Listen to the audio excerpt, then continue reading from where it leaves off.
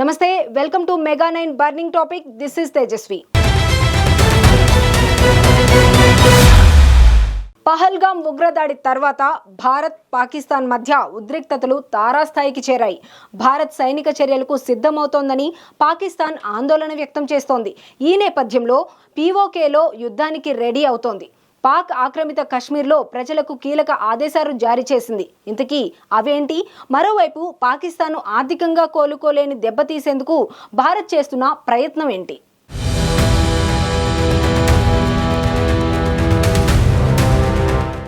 పహల్గామ్ దాడి తర్వాత భారత్ ఎప్పుడు సైనిక చర్యలకు దిగుతుందోనని పాకిస్తాన్ ఆందోళన చెందుతోంది. దీంతో ఆ దేశ నేతలకు భారత్ చర్యలపై భయం పట్టుకుంది. భారత్ దాడి తప్పనిసరిగా చేస్తుందని పాకిస్తాన్ రక్షణ మంత్రి ఖవాజా ఆసిఫ్ మరోసారి చెప్పారు. ఈ నేపథ్యంలో పాక్ ఆక్రమిత కశ్మీర్లో అధికారులు ప్రజలను 2 నెలలకు సరిపడా ఆహార పదార్థాలను భద్రపరచుకోమని సూచించారు. లైన్ ఆఫ్ కంట్రోల్ వెంబడి 15 లక్షల మంది నివసిస్తున్నారు. వీరు యుద్ధం భయంతో బంకర్లను సిద్ధం చేసుకుంటున్నారు. పీఓకేలో 1000కి పైగా మదర్సాలను 10 రోజుల పాటు మూసివేశారు. యుద్ధం జరిగితే సరఫరా నిలిచిపోయి ఆహార కొరత ఏర్పడవచ్చని అధికారులు భావిస్తున్నారు.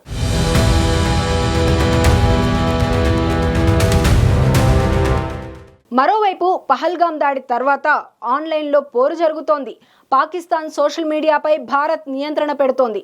పాకిస్తాన్ ప్రధాని షహబాజ్ షరీఫ్ వెబ్సైట్, యూట్యూబ్ ఛానల్ను భారత్ నిలిపివేసింది. అటు భారత వెబ్సైట్లపై పాకిస్తాన్ హ్యాకర్లు దాడులు చేస్తున్నారు. కానీ భారత సైబర్ సెక్యూరిటీ వాటిని ధీటుగా అడ్డుకుంది.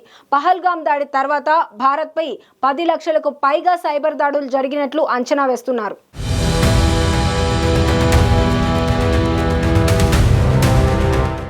ప్రస్తుతం పాకిస్తాన్ ఆర్థికంగా బలహీనంగా ఉంది. దీనికి IMF నిధులు కీలకం. 2024 జూలైలో పాకిస్తాన్కు $7 బిలియన్ ఎక్స్టెండెడ్ ఫండ్ ఫెసిలిటీని IMF ఆమోదించింది.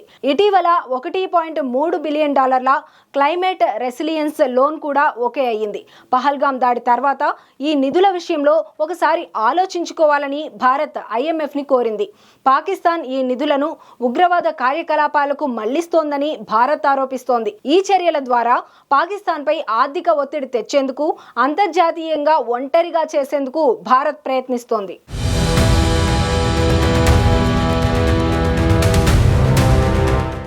భారత్ పాకిస్తాన్ను financial action task force grey లిస్టులోకి తిరిగి చేర్చేందుకు ప్రయత్నిస్తోంది. పాకిస్తాన్ 2018, 2022 మధ్య గ్రే లిస్టులో ఉంది. ఇది విదేశీ పెట్టుబడులు, ఆర్థిక సహాయంపై ప్రభావం చూపింది.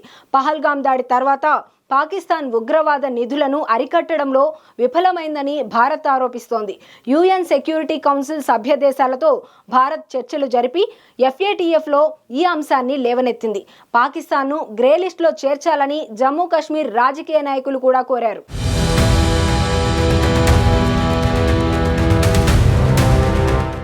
ఫినాన్షియల్ యాక్షన్ టాస్క్ ఫోర్స్ 1989లో స్థాపించబడిన అంతర్జాతీయ సంస్థ. డబ్బు ల్యాండరింగ్, ఉగ్రవాద నిధులను అరికట్టేందుకు ఏర్పాటైంది. ఇది 40 సిఫారసుల ద్వారా దేశాల ఆర్థిక వ్యవస్థలను పర్యవేక్షిస్తుంది. ఈ సిఫారసులు 7 రంగాలను కవర్ చేస్తాయి.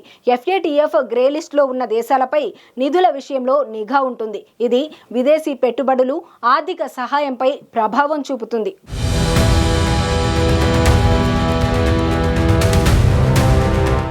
పహల్గామ్ దాడి తర్వాత భారత్ ఆర్థిక, దౌత్యపరమైన రంగాల్లో పాకిస్తాన్పై ఒత్తిడి తెస్తోంది. Indus water treaty suspension, air space నిషేధం, సైబర్ చర్యలతో పాటు IMF నిధుల సమీక్ష, FATF గ్రే లిస్టు ప్రయత్నాలు ఈ వ్యూహంలో భాగం.